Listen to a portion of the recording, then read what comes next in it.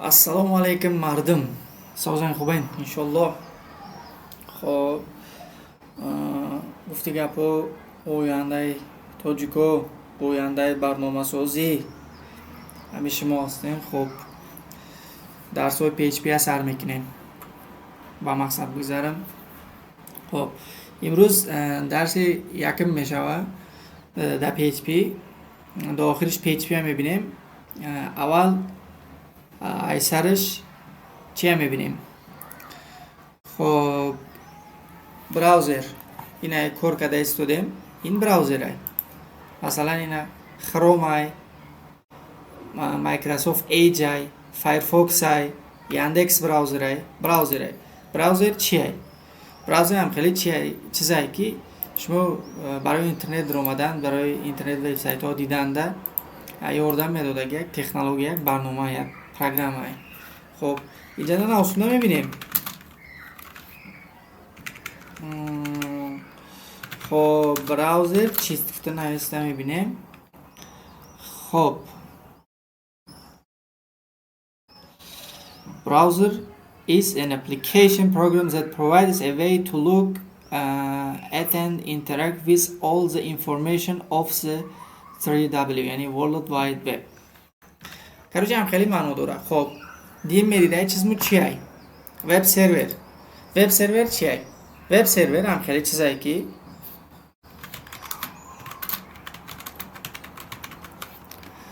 چه همجا ببینیم.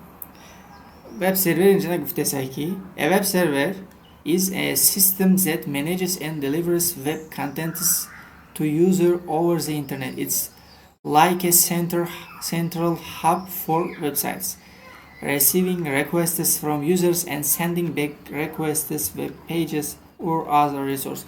короче وب سرور چیه؟ وب سرور ما PHP کدومونه یا که مقصد دیگه لباس برنامه‌سازی زبان شاید پدرش میکنه که براوزر چه فهمونه میشه.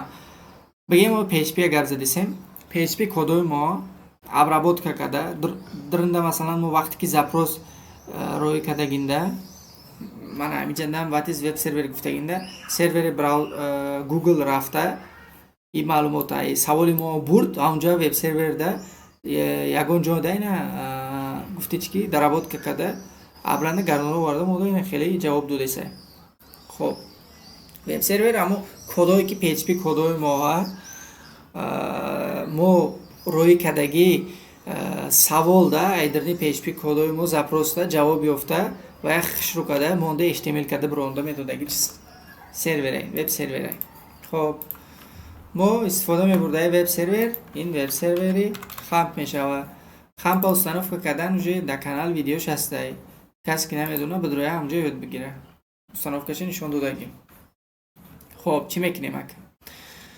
وب سرور استارت میکنیم. او زیرا اپاچی بسه برای ما برای PHP خیلی شیدن کار کردن. مثلا لوب پروگرام یگون environment میگه یگون محیطنده کار میکنه یعنی برای خودش در کار میشدگی شرایط در کاره. مثلا ماهی میپویسته باشه ما اینده او در کاره داده نه او ندازی ماهیه میمبرم سول یا که بگیم مثلا ما یگون پرنده رو میپوییم بگیم اینه علایده قفس در کاره مثلا بخچه هم چیزه مثلا چی میگه یک شرایط برای ما PHP کار کردنش سرور در کاره کامپیوتر مونده. خب یه وقت ما رو میبینیم. خب انا که PHP خب میدرویم حاضر گوگل اگر گوگل اختش بسیار استفاده برسیم اینه هموجه آدمی دور دینازور رو موندگی آدمی سو میخره چت جی پی تی استفاده ببریم ما میپرسیم سوالی که داریم PHP چیست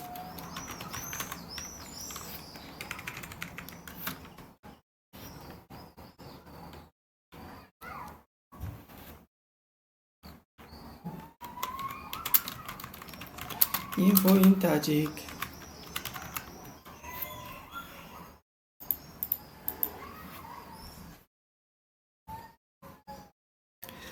اینجا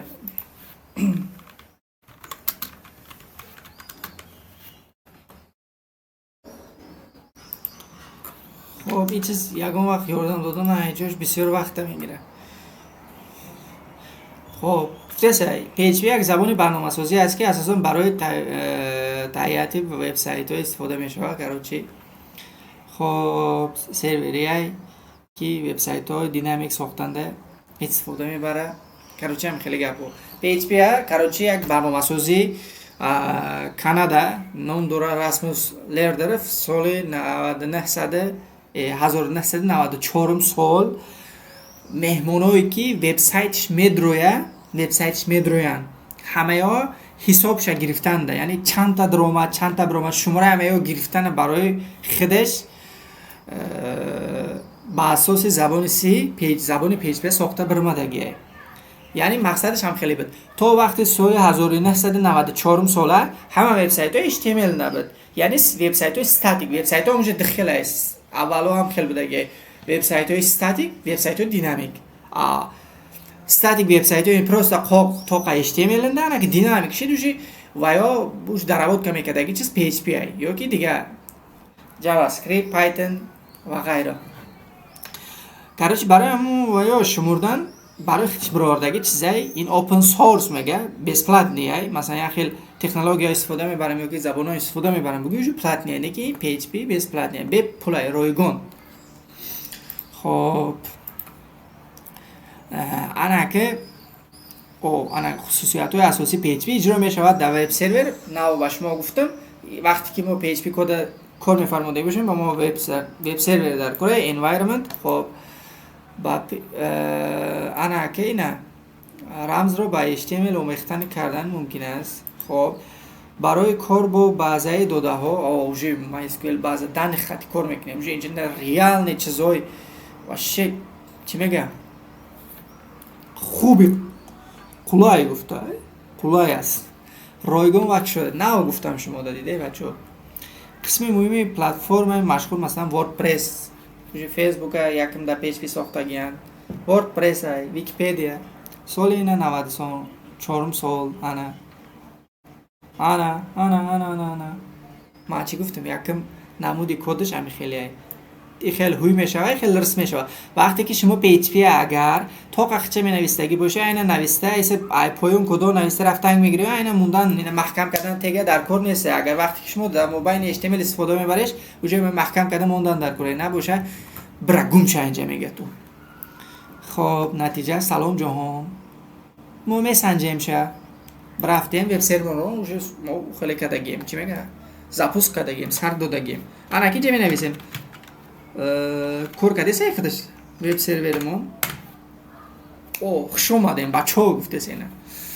خب برفتیم انا که تا وب سرور اگر شما اصناف که داشته در دیسکی سه میدره نه پاپکای خمپ میشه خمپ میدره در درنی خم ht docs هت docs درنی همین میدره اینا وجوده اینجا درس یک گفتم چون چی نویسته بودم پیش این ویدیو ساخته بودم ویدیو نویسته برام دادیم نگین اون ویدیو اونده فقط یک صفحه نشون دادم من خطا کردگیم برای همون مونده رفتگی اینجا نونه اوش ساختگیم همینجا میدرویه. خب اینا بکشیم شه دالیچ مینیم. خب وقتمون چقدر رفته سای 8 منوت اینا دالیچ میکنیم با زودی یک پاپکا میسازیم. خب اینا میگیم درسی PHP 1.log انا که همین نومه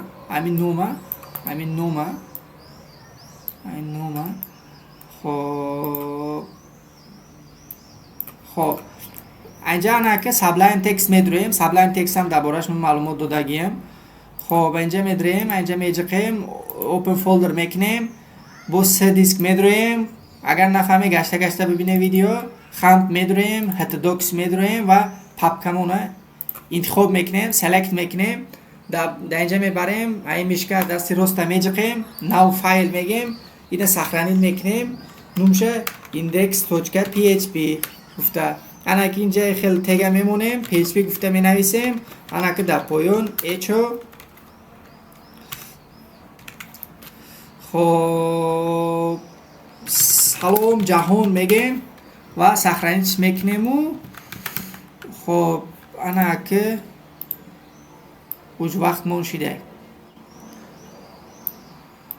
خب سلام جهان میگیم салом ҷаҳон мегем ва ина сахраниш кардем. Ана ки браузермон медроем. Иҷанда дашборд гуфтане дарси PHP 1.log гуфта менависему тарс мезанем. Шайна салом ҷаҳон бромад. Бачаҳо шумо табрик мекунем, уҷи шумо якм программатонро нависте дар PHP. хоб дарси якм иборат ҳамин чизо буд. ҳама касе саломат боше. дарса нафаҳме гашта бихоне ё ки группада бинависе. ман ҷавоб кардан ҳаракат мекунам. иншоалло шуморо бо интизор дорем дар қисми 2 тамошабинон.